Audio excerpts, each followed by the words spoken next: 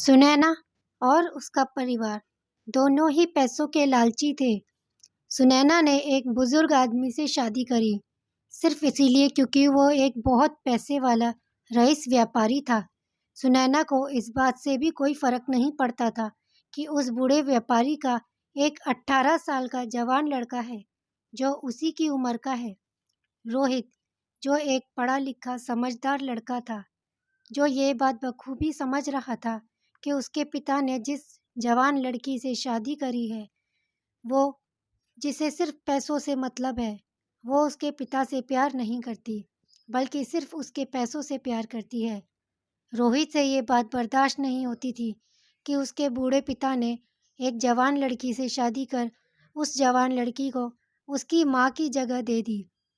आए दिन रोहित और उसकी सौतेली माँ सुनैना के बीच लड़ाइयाँ होती थी। सुनैना का पति इस बात से बहुत परेशान रहता था।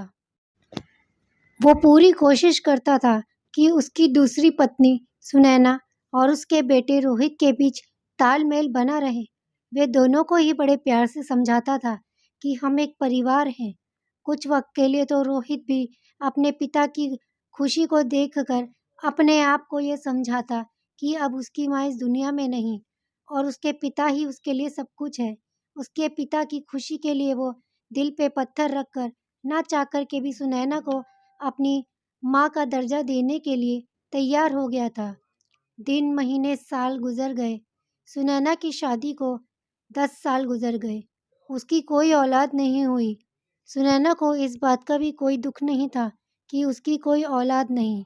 जब सुनैना का पति दुबई या किसी दूसरे देश व्यापार के सिलसिले में जाता, तब सुनैना अपने असली रूप में आ जाती।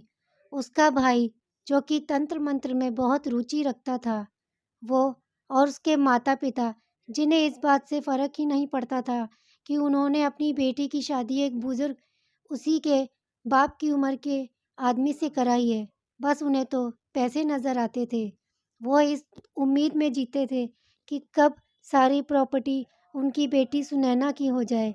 जब सुनैना का पति बाहर विदेश में होता, तब सुनैना, उसके माता पिता, उसका लालची भाई घर में आते जाते रहते और सुनैना किसी न किसी बहाने अपने भाई या अपने पिता का हाथ बटाने के बहाने उन्हें पैसे देती रहती। दिन महीने साल ऐसे ही गुजरे।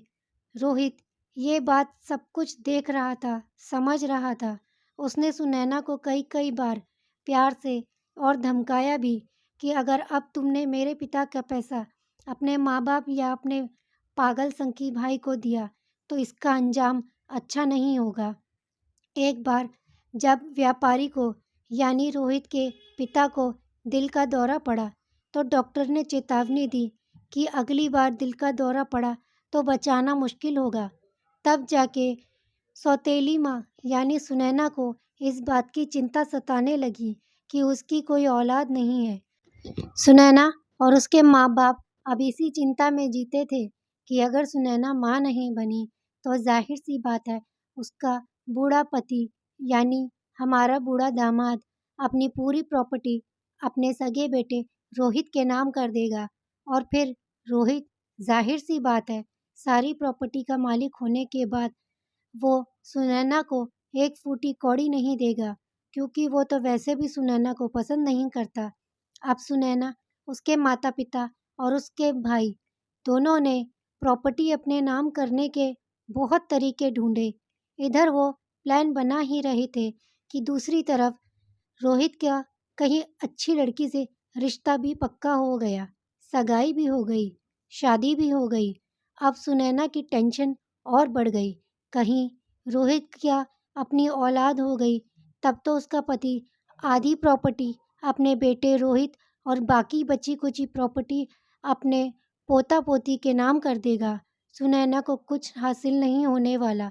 अब सुनैना और उसका भाई, जो कि तंत्र मंत्र में बहुत दिलचस्पी रखता था, सुनैना के भाई ने सुनैना के घर आकर उसे एक सलाह दिया, क्यों ना तुम अपने इस सौतेले बेटे को रास्ते से हटा दो, ना रहेगा बेटा, ना होगा पोता और पूरी प्रॉपर्टी होगी तुम्हारी।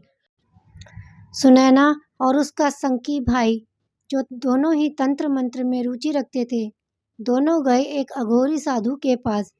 उन्होंने अघोरी को सारी व्यथा बताई।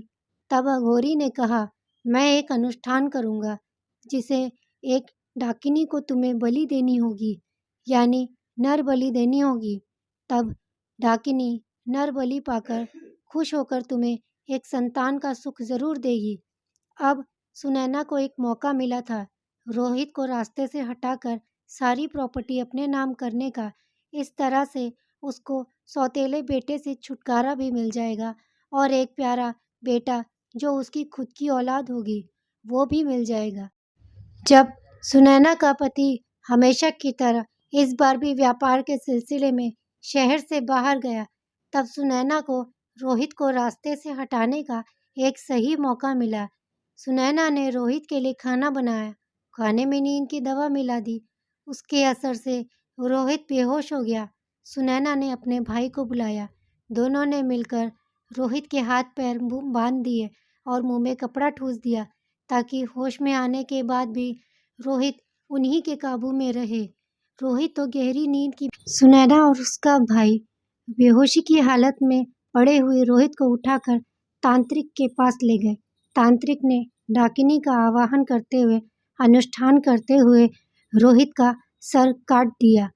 अब सुनैना ने वापस आकर अपने पति को फ़ोन किया और कहा कि आपका बेटा रोहित, उसका मुझसे झगड़ा हुआ और उसने मुझसे ये कहकर अपना सामान पैक करके यहाँ से चला गया कि वो हमारे साथ नहीं रहेगा।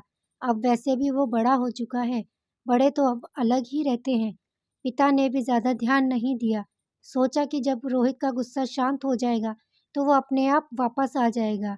लेकिन कई दिन गुजरने के बाद भी, पुलिस में कंप्लेंट करने के बाद भी पुलिस को भी कुछ पता नहीं चला कि रोहित गया तो गया कहाँ।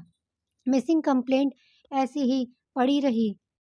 कुछ दिन बाद जब सुनैना अपने बिस्तर पर सो रही थी, तभी उसे एक डरावना सपना आया, जिसमें रोहित की आत्मा गुस्से से भरी आंखों से सुनैना को पकड़कर पूछती है कि तूने मुझे क्यों मारा। डर कर हड़बड़ाकर सुनैना उठकर बैठ गई, लेकिन ये क्या, रोहित तो सुनैना की सामने ही खड़ा था। अब रोहित सोते बैठते उठते जागते हर तरफ सुनैना को नजर आने लगा। सुनैना का रोहित ने जीना हराम कर दिया था। सुनैना इस तरह से मेंटली डिस्टर्ब हो गई कि उसकी डिप्रेशन की दवाएं चलने लगी। परेशान होकर सुनैना ने पुलिस के पास गई और अपना गुनाह कबूल किया, लेकिन रोहित की आत्मा ने उसे जेल में भी सुकून से रहने नहीं दिया। वो वहाँ भी उसे डराता, रोज उसे हर जगह नजर आता। इस तरह से सुनैना को उसके किए की सज़ा मिल गई।